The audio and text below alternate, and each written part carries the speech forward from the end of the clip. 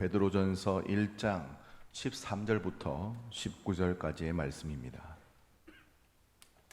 신약성경 377면입니다.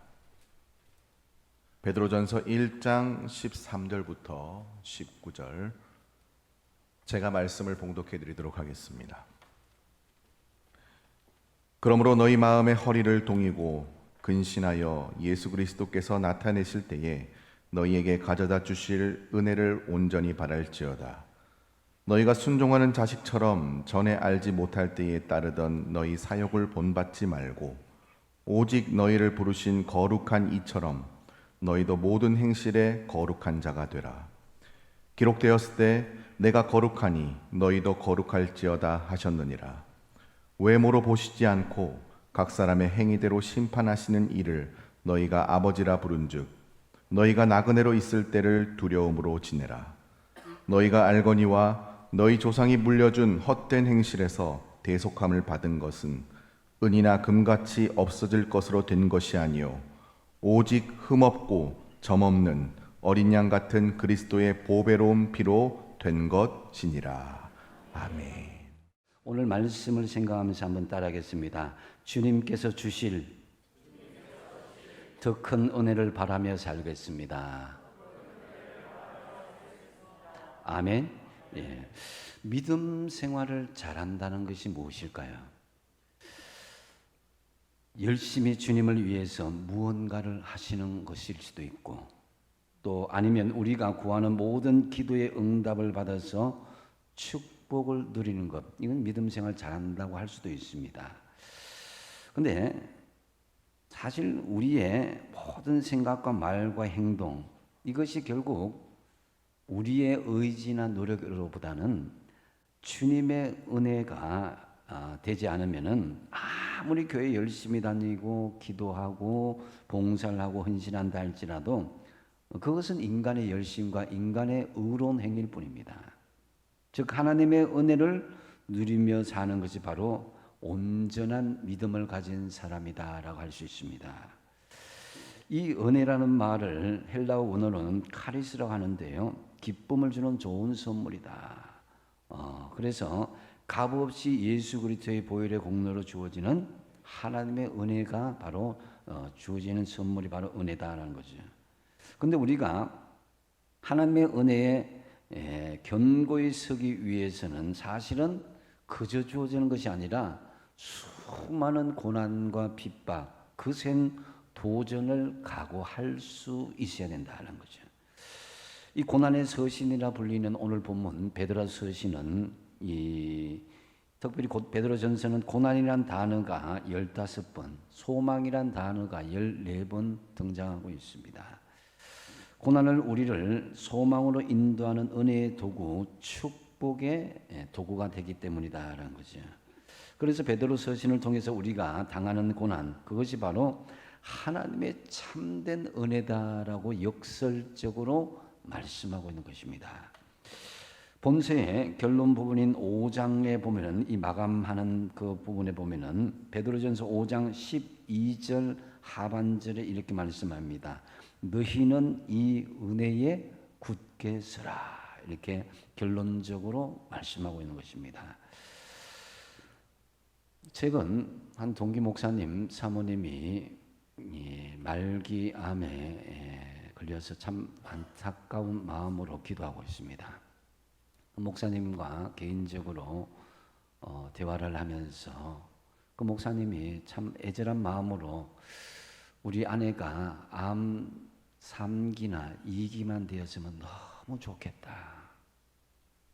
여러분, 암 2기나 3기도 굉장히 심각할 수 있는데 말기암에 비하면 그건 아무것도 아닌 거예요.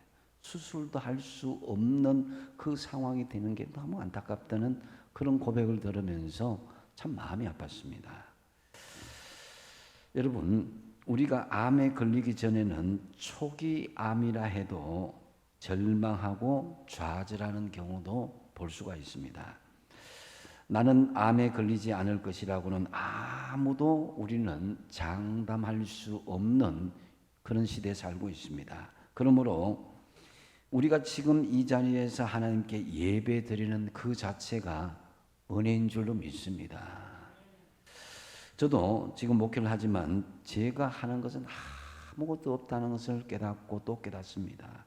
다 하나님께서 하신 것이요, 다 하나님의 은혜로 된 것이다라는 것을 목회를 하면 할수록 깨닫게 되는 것입니다. 수년 전 제가 잠시 아팠을 때에 잠 못 이루는 불면의 밤을 지새울 때, 매일 편하게 잠자는 것이 얼마나 하나님의 큰 은혜인 줄을 그때야 깨달았습니다. 또한 음식을 앞에 두고도 음식 맛을 전혀 볼 수 없을 뿐만 아니라 음식 냄새에 구역질만 날 때 매일 맛있게 밥을 먹는 것이 얼마나 하나님의 큰 은혜인지를 깨달았습니다. 사도 바울은 참으로 그 생애 평생토록 하나님의 은혜로 살았다고 이 고린도전서 15장 10절에 이렇게 고백하고 있는데요. 우리의 마음으로 같이 한번 읽어보겠습니다. 시작. 그러나 내가 나 된 것은 하나님의 된 것이니 내게 주신 그의 은혜가 헛되지 아니하여 내가 모든 사도보다 더 많이 수고하였으나 내가 한 것이 아니요 오직 나와 함께 하신 하나님의 은혜로라. 아멘. 여러분 이 말씀에 공감하십니까? 뒤돌아보십시오. 우리 삶 속에 하나님의 은혜가 아닌 것이 하나도 없습니다. 지금까지 산 것 하나님의 은혜요. 숨 쉬는 것도 하나님의 은혜요. 밥을 먹는 것도 잠자는 것도 하나님의 은혜다라는 거죠. 아무리 진수성찬을 차려져 있어도 우리 몸의 소화기관, 식도나 위나 소장이나 대장이나 어느 것 하나 온전치 못하면 그 식사를 할 수 없어요. 산의 진미라도 그림의 떡일 뿐입니다. 매 순간 하나님의 은혜가 아닌 것이 없음을 깨닫고 늘 감사하시며 살아가시기 바랍니다. 만약에 지금 은혜가 느껴지지 않는다면은 말기암 환자들이 있는 호스피스 그런 환자들 한번 찾아가 보십시오. 고통 중에 치열하게 하루가 얼마나 소중한지, 하루가 얼마나 감사한지를 느끼며 살아가는 그분들의 모습을 보면은 정말 우리의 매일 일상이 얼마나 하나님의 은혜인가를 깨달을 수 있게 되는 것입니다. 그래도 은혜가 느껴지지 않으면 장례식장에 한번 찾아가 보십시오. 거기에 보면은 마지막 보내는 그 순간, 특별히 이제 매장하기 전에 아니면 화장하기 전에 그 순간에 정말 거기에 누워있는 사람이 나 자신이라고 한번 생각해 보십시오. 우리는 아직도 숨 쉬고 지금 이 자리에 앉아 있는 것입니다. 신앙생활의 성패는 얼마나 순간순간 하나님의 은혜를 깨닫고 살아가느냐 여기에 달려 있습니다. 믿음도 은혜를 깨닫는 것이 은혜와 비례해서 성장하는 거예요. 감사도 은혜를 깨달을 때 나오는 것입니다. 신앙생활 하면서 은혜로 살지 못하면은 그 자체가 내게 무거운 짐일 수밖에 없고 부담으로 느껴지고 내가 봉사하고 섬기고 헌신한 이 모든 것이 다 기쁨도 없고 즐거움도 사라지게 되는 것입니다. 하지만 은혜로 살아가는 사람은 다릅니다. 봉사에도 지치지 않습니다. 자원하는 마음을 하기 때문에 하나님이 주어진 그 감사한 마음이 있기 때문에 책임이나 의무로 하는 것은 한계가 있지만은 하나님이 주신 은혜로 할 때는 정말 한계가 없습니다. 하나님, 내가 생명이 붙어있는 한 주님 주신 사명 다 하겠고 그것에 감사하겠습니다. 이 마음이 생기는 거예요. 13절 하반절에 보시면은 예수 그리스도께서 나타나실 때에 너희에게 가져다 주실 은혜를 온전히 바랄지어다 그랬습니다. 예수 그리스도께서 나타나실 때에 그랬는데요. 이때는 개인적인 죽음, 종말이 될 수도 있고 주님께서 재림하시는 우주적인 종말이 될 수도 있습니다. 분명한 것은 우리가 예수님을 만나는 그때에 하나님의 은혜가 아니면 소망이 없다는 거죠. 우리가 구원받은 것은 우리의 자격이 아니라 값없이 주시는 하나님의 선물인 하나님의 은혜로 온다는 것입니다. 이 은혜를 사모하는 자들에게 마지막 주님 오시는 그날에 가장 극적으로 하나님께서 우리에게 은혜를 주실 것을 사모하며 살으라 하는 거죠. 본문은 주실 은혜를 온전히 바랄지어다라고 말씀하고 있는데요. 그렇다면 주실 은혜를 바라고 그 은혜를 온전히 누리고 살아가기 위해서 우리는 어떤 믿음의 자세를 가져야겠습니까? 오늘 본문에 의하면 먼저 마음의 허리를 동이고 근신할 것을 말씀하고 있습니다. 13절 상반절에 그러므로 너희 마음의 허리를 동이고 근신하여라고 말씀하는데요. 여기에 동이다라는 말은 단단히 졸라매다라는 그런 의미입니다. 유대인들의 겉옷은 길이가 길어서 어떤 행위를 증할 때 단단히 허리를 조여야 그 옷 맵시가 나고 생활을 할 수가 있습니다. 그래야 어떤 일도 다 대처할 수가 있게 되는 것이죠. 또 6월절에 보면은 이 피를 바르고 마지막 식사를 할 때에 하나님께서 말씀하신 것이 뭐냐면은 허리에 띠를 띠고 발에 신을 신고 손에 지팡이를 잡고 급히 먹으라 이렇게 말씀합니다. 이게 뭐냐면은 내가 살아갈 이곳이 영원히 머물 것이 아니고 언제든지 떠날 마음의 준비를 하고 긴장하면서 그렇게 허리를 동이고 살아라는 이 말씀인 거죠.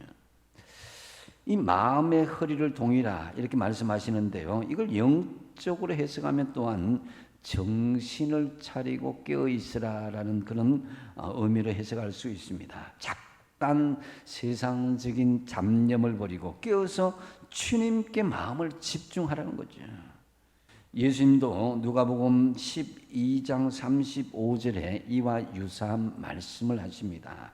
허리에 띠를 띠고 등불을 켜고 서 있으라 그랬습니다. 주님이 언제 오실 줄 모르고 주님의 은혜가 언제 주어질지 모르는 그런 준비된 믿음의 자세로 그 마음의 허리를 동이고 깨어 근신할 것을 강조하고 있는 것입니다. 그래서 여러분 우리는 십자가의 은혜의 복음에 우리가 한 것은 별로 없습니다. 중요한 것은 이 은혜가 성취되기 위해서 기대하고 준비하고 영적으로 무장하고 그 은혜에 대한 감격을 향해서 마음을 다해야 된다는 거죠. 그러므로 하나님의 은혜를 우리가 누리기 위해서는 깨어서 정신을 차리고 언제든지 하나님께서 은혜 주시는 그것을 기대하며 준비하기에 힘쓰라 하는 거죠. 그리고 근신하다 이 말의 헬라어는 네폰테스라고 이야기하는데요. 술 취하지 말고 정신을 차리라는 그런 의미입니다. 술에 취하면 사람들이 정신을 잃고 함부로 말하고 행동을 하죠. 그러다가 술이 깨면은 나중에 그 행동한 것, 말한 것 후회하는 경우가 참 많이 있습니다. 이 근신하라는 말 역시 허리를 동이라라는 말과 유사한 말이고 연결되는 말씀인데요. 마귀에게 틈을 버리지 말고 정신을 차리고 깨어서 주님이 주신 은혜를 온전히 기대하며 바라며 살라는 이 말씀인 것이죠. 참으로 우리가 주님의 은혜를 바라고 그 은혜를 누리기 위해서 늘 깨어서 정신을 차리고 살아가는 저와 여러분 되시기 바랍니다. 두 번째로 주님께서 주실 은혜를 바라고 그 은혜를 누리기 위해서는 모든 행실에 거룩한 자가 될 것을 본문에서 말씀하고 있습니다. 15절 말씀에 오직 너희를 부르신 거룩한 이처럼 너희도 모든 행실에 거룩한 자가 될 것을 말씀합니다. 행실에 거룩한 자가 되라는 것입니다. 이 행실의 거룩함은 거룩하게 살겠다는 결단이 없이는 이 행실의 거룩함이 나타날 수 없습니다. 우리는 죄성을 가진 인간이기 때문에 이런 결단을 늘 순간순간 할 수 있어야 돼요. 자신을 쳐서 복종케 하는 싸움을 매일매일 해야 됩니다. 이 우리가 아름다운 정원을 가꾸기 위해서는 매일매일 그 정원에 대한 그런 꾸밈이 있어야 되고 노력과 헌신과 이것이 있어야 될 것처럼 그리스도의 삶에도 매일매일 그런 몸부림과 노력이 있어야 되는 거예요. 이 거룩은 히브리어로 까도시라고 하는데요. 이건 구별하고 분리한다라는 그런 의미죠. 이 거룩은 어떤 것으로부터 분리된다. 그게 바로 이제 세속으로부터 분리된다는 거죠. 이 모세오경인 창세기, 출애굽기, 레위기, 민수기, 신명기 안에 이 거룩이라는 단어가 125회가 나오는데요. 근데 50장이 되는 창세기는 딱 한 번만 나옵니다. 그것은 창조 후에 일곱째 날에 복을 주사 거룩하게 되었다. 이 말만 나오고. 근데 나머지는 어디에 집중되고 있냐면 출애굽기에 집중되어 있습니다. 그것은 바로 출애굽 사건에 집중되어 있습니다. 이게 예굽, 그러니까 세상으로부터 분리되고 거룩한 하나님의 땅 가나안 땅으로 나아가는 그 여정 가운데 말씀하시는 것이 너희들 거룩해야 된다. 애굽의 문화와 세상의 타락한 문화에서 분리되어야 너희들이 비로소 거룩한 하나님의 백성이 될 수 있다는 것입니다. 그래서 여기서 우리가 알아야 되는 것은 세상으로부터 고립된 생활을 하는 것이 아닙니다. 세상과 더불어 살면서 그들에게 영적인 거룩한 영향력을 끼칠 수 있는 것을 말하는 거예요. 요한복음 17장 18절 예수님께서 마지막 십자가에 돌아가시기 전에 대제사장 기도가 여기 나오는데요. 아버지께서 나를 세상에 보내신 것 같이 나도 그들을 세상에 보내었다라는 거예요. 이 거룩은 어느 한정된 지정 안에서만 이루어지는 것이 아니라 세상과 구분된 삶을 살되 세상 속에서 분명히 구별된 거룩을 드러내는 것을 이야기하는 것입니다. 그래서 흑백 논리로 세상은 악이고 교회는 거룩하고 믿음 생활은 거룩하다 이것이 아닙니다. 세상이든 교회든 우리의 모습들이 언제나 빛과 소금된 모습으로 정말 그 안에 거룩한 하나님의 역할을 세상과 구별되게 행동하는 것, 이것이 진정한 거룩의 모습이다라고 할 수 있습니다. 이 거룩의 시작점, 세상에서는 특히 가정에서의 거룩이 중요합니다. 자녀는 부모를 닮게 되어 있습니다. 우리가 거듭나서 하나님의 자녀가 되었으면 하나님은 우리에게 하나님의 성품을 심어주십니다. 매일매일 보면은 베드로후서 1장 4절 말씀을 같이 한번 읽어보시도록 하겠습니다. 시작. 이로써 그 보배롭고 지극히 큰 약속을 우리에게 주사 이 약속으로 말미암아 너희가 정욕 때문에 세상에서 썩어질 것을 피하여 신성한 성품에 참여하는 자가 되게 하려 하셨느니라. 아멘. 너희가 세상에 썩어질 것을 피하여서 신성한 성품에 참여한다. 그것이 바로 거룩한 성품에 참여하도록 한다라는 것입니다. 이처럼 하나님의 자녀된 우리는 하나님의 거룩한 성품에 동참하는 자녀들이다라는 거죠. 그래서 우리는 세상 속에서도 하나님의 거룩한 성품을 드러낼 수 있어야 되는 것입니다. 이에 우리가 모든 행실에 거룩한 자가 되기 위한 중요한 전제가 있습니다. 14절 말씀인데요. 그것이 너희가 순종하는 자식처럼 전에 알지 못할 때에 따르던 너희 사욕을 본받지 말고 그랬습니다. 이것은 바로 예수 믿기 전에 이전에 그 욕심에서 벗어나라. 세상 속에 살던 그런 사람들과의 똑같은 모습에서 벗어나라는 것입니다.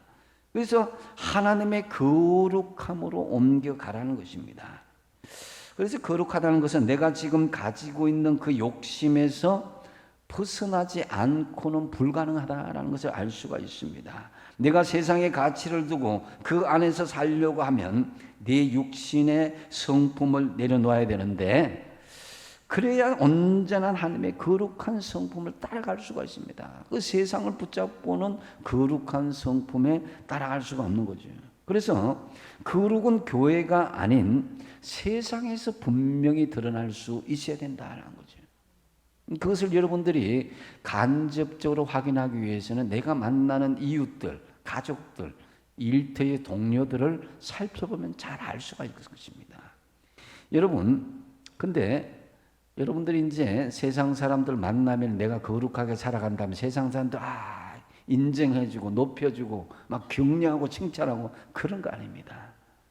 요셉이 거룩을 택한 순간 요셉에게 다가온 보상은 감옥이었습니다.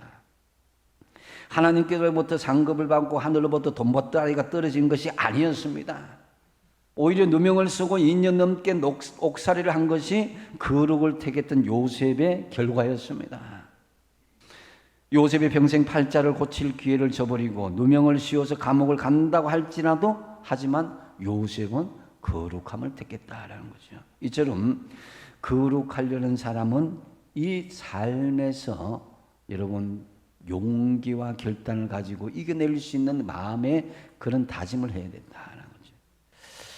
나 자신을 통제할 수 없는 욕망을 이겨내도록 먼저 저는 우리 자신과 전쟁할 수 있어야 된다는 거죠.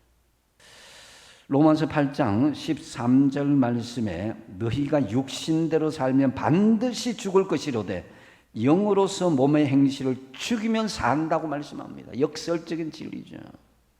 우리 자신을 죽인다는 것은 세속적인 자아를 죽이고 주님을 내가 온전히 주인으로 인정한다는, 주님이 살아야 내가 산다는 것이죠.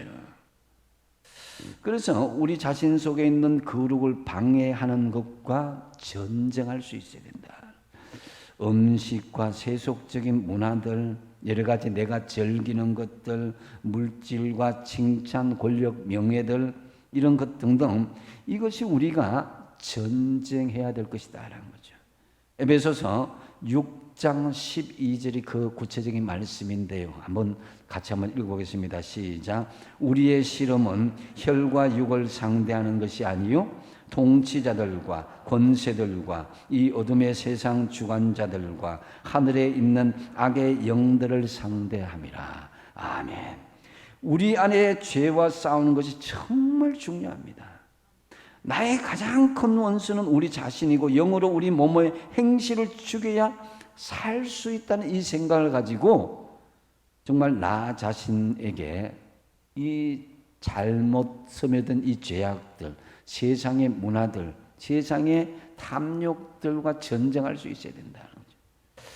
그래서 16절 말씀에 구체적으로 말씀하고 있는데요. 기록되었으되 내가 거룩하니 너희도 거룩할지어다 하셨느니라. 이 구약의 모세 오경의 주요 말씀 중에 하나가 거룩이에요.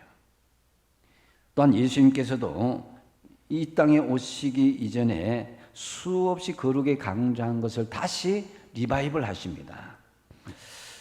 여기서 이제 거룩은 선택사항이 아니라 절대적인 하나님의 명령이다라는 거죠. 너희는 거룩하라. 성경에서 거룩하라고 했으면은 우리는 거룩해야 되는 거예요. 다른 어떤 이론이 필요 없습니다. 거룩하였으되 하나님 말씀에 기록하였으되 하면은 우리는 그 기록대로 거룩할 수 있어야 된다는 거죠. 그러면 우리가 어떻게 거룩해야 되는가라는 것을 요한복음 17장 17절에 예수님께서 구체적으로 말씀하고 있습니다. 그들을 진리로 거룩하게 하옵소서. 주의 자녀들을 거룩하게 하옵소서 그러잖아요.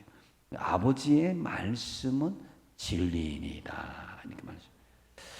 여러분, 우리는 말씀을 통해서 거룩해질 수 있다는 것을 예수님의 이 기도를 통해서 알 수가 있습니다. 우리는 끊임없이 하나님의 말씀을 되새김질하고 묵상하고 암송하고 통독하고 말씀을 듣고 또 그렇게 할 수 있는 이 말씀을 통해서 끊임없는 거룩의 훈련을 반복해야 된다는 거죠.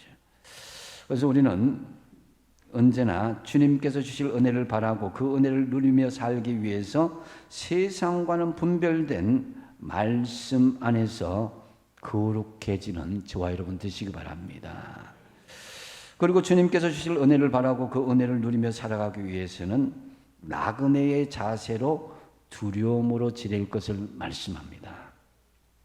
17절 하반절에 보면은 너희가 나그네로 있을 때에 두려움으로 지내라 그랬습니다. 인생은 나그네다라는 말 많이 들을 것입니다. 여기서 나그네란 단어는 성경 원어 헬라어로 파로이키아스라고 하는데요. 본래 이제 이 말의 뜻은 지나가다, 잠시 머무르다라는 그런 의미입니다. 그러니까 우리가 세상에서 사는 것이 잠시 머무르고 지나가는 나그네다라는 거죠. 그래서 24절에 뭐라고 그럽니까? 그러므로 모든 육체는 풀과 같고 모든 영광은 풀의 꽃과 같으니 풀은 마르고 꽃은 떨어진다고 말씀하고 있습니다. 인생이 풀과 같이 신속하고 인생의 모든 영화가 꽃과 같이 허망하게 시들어 버린다는 거죠. 그러므로 주님의 은혜로 살아가길 원하는 사람은 인생의 무상함을 알아서 죽음 이후의 삶을 의식하면서 현재 내가 세상적인 이 삶에 살아가는 이 자세가 나그네의 자세로 두려움으로 지낼 것을 말씀하고 있습니다. 여기에서 두려움이란 말은 공포를 의미하는 것이 아닙니다. 이것은 경건한 두려움을 의미하는 거예요. 경외라고 이야기하죠. 왜 우리가 나그네로 두려움을 가져야 되는 것입니까? 그것은 17절 상반절에서 볼 수가 있는데요. 외모로 보시지 않고 각 사람의 행위대로 심판하시는 이를 너희가 아버지라 부른 적 그랬습니다. 인생을 마친 후에 하나님의 심판이 있다는 것입니다. 그것을 의식하면서 조심하면서 최선을 다하면서 두려움을 가지다라는 말씀인 거죠. 그런데 우리가 기억해야 되는 것은 여기서 하나님께서 외모로 판단하지 않으신다는 거죠. 우리는 착각하면서 예수 믿지 말아야 됩니다. 외형적으로 보여지는 신앙이 전부가 아니다는 거죠. 우리의 내면적인 속살이 진짜란 것입니다. 여러분, 가을에 이제 결실의 계절에 많은 과실이 나오는데요. 사과를 보면은 겉모양은 정말 멋진데 속이 맛이 없고 허벅한 사과가 있어요.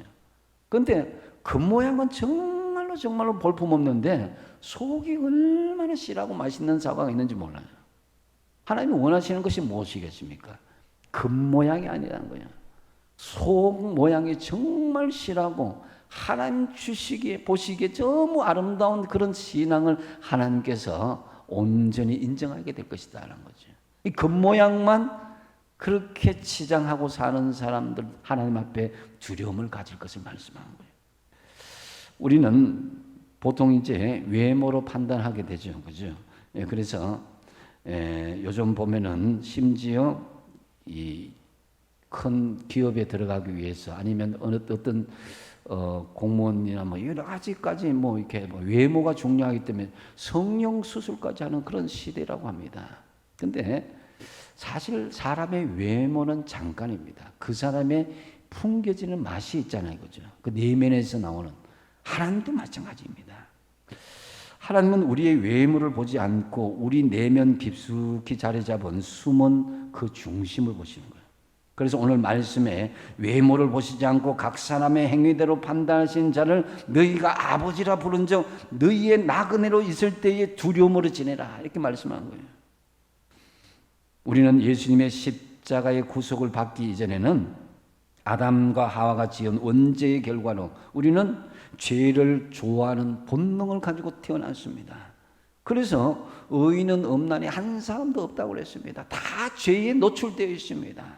그래서 특별히 우리는 태어날 때부터 우리는 구원과 아무런 상관이 없는 헛된 것들을 좋아하는 타락한 본성을 가지고 있었다는 거죠.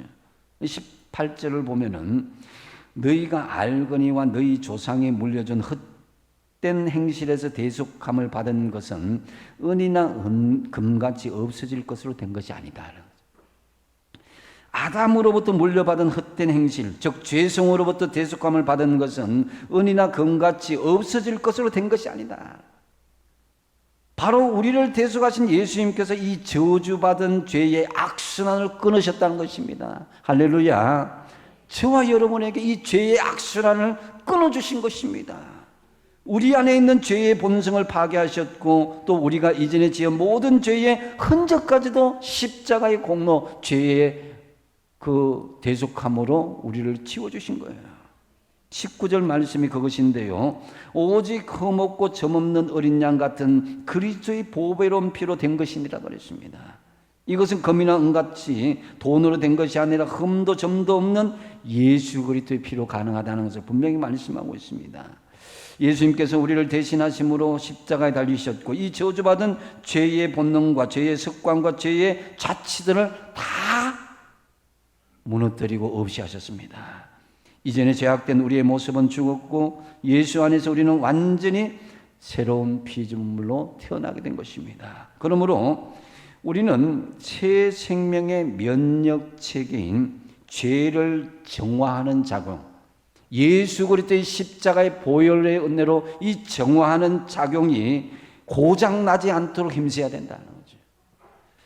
이 세상 어디에도 여러분 병균이 없는 곳은 존재하지 않습니다. 아무리 우리가 아침에 깨끗하게 몸을 씻고 샤워한다 할지라도 세상 밖으로 나가면 온 곳에 병균이 가득 차 있는데 그럼에도 우리가 병에 들지 않은 것은 우리 몸에 면역 체계와 스스로 이겨낼 수 있는 내성이 있기 때문입니다.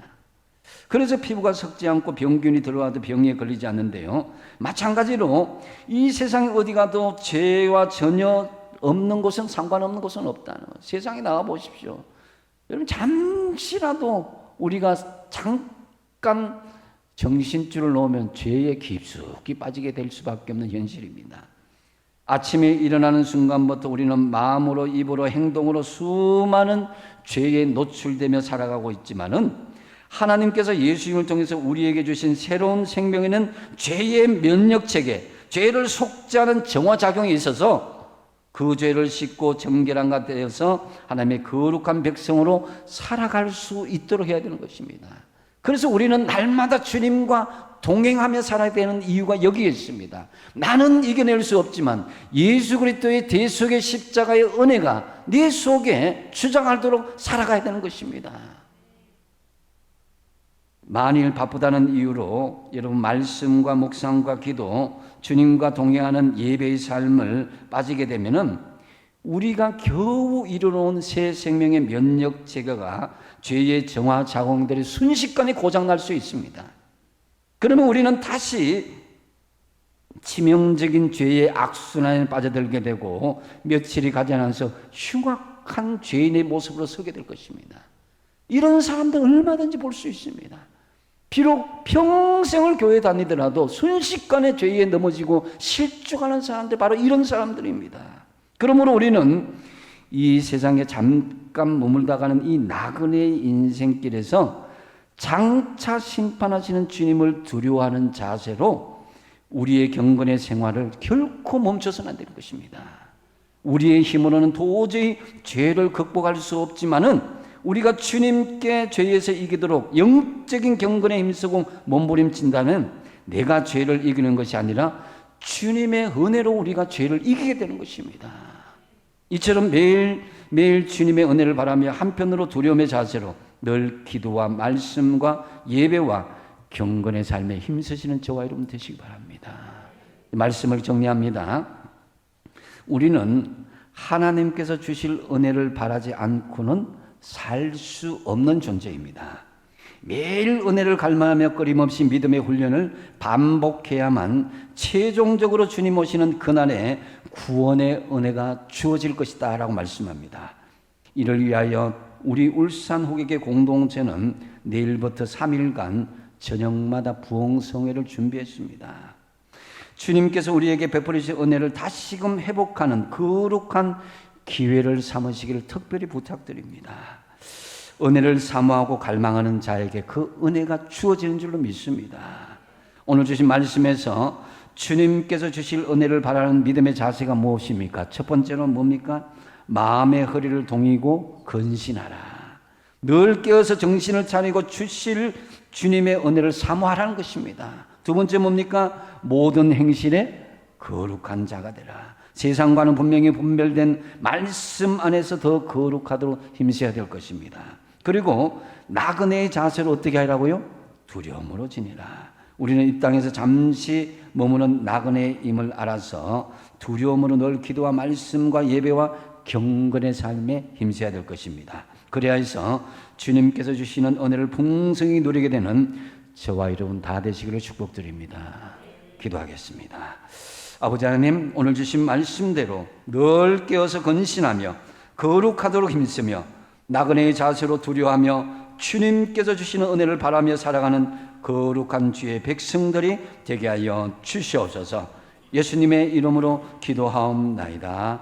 아멘.